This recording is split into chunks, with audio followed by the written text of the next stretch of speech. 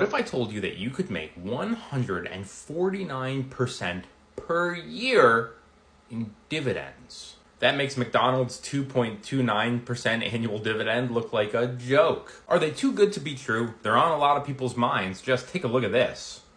Obviously, yield max is on a lot of people's minds, and they want to know if it's good or not. So let's talk about it. Yield Max offers dozens, this is just one screenshot on their website, of covered call ETFs that generate very high dividends.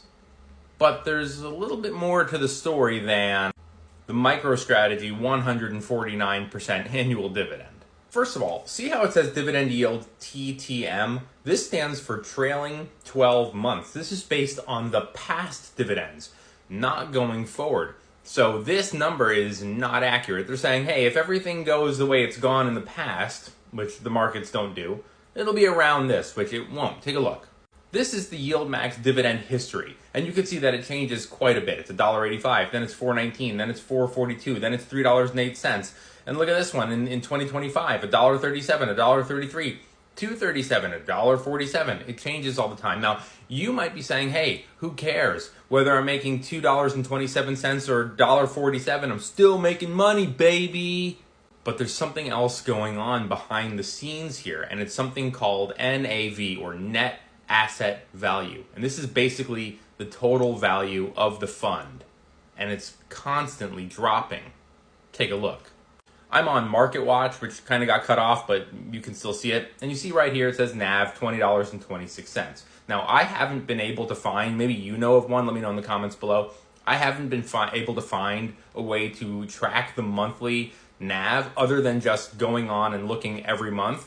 But generally, this number is going to go down. And I know it's going to go down because this is the MicroStrategy Yield Max ETF. And look at this, it's down 42% in the last year. It's just constantly losing value. And just this year alone, MSTY is down almost 23%.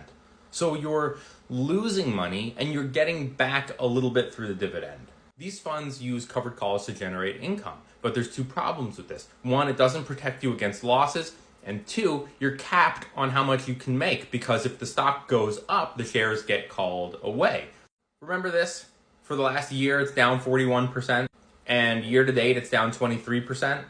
If you had just purchased MicroStrategy stock, you'd be up 121%, and you'd be up 30% year to date. On the one hand, you're getting some dividend income, and that's pretty cool. But on the other hand, your initial investment just consistently loses value over time.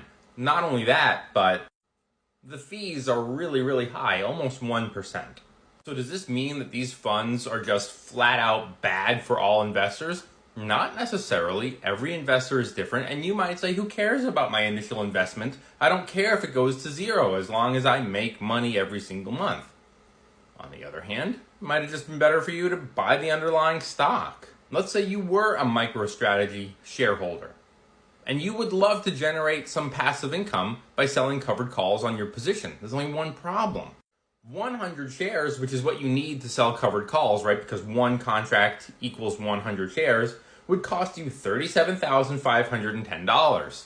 Most people can't afford this. So if you had 2 or 3 shares of MicroStrategy, you're screwed. You can't sell covered calls.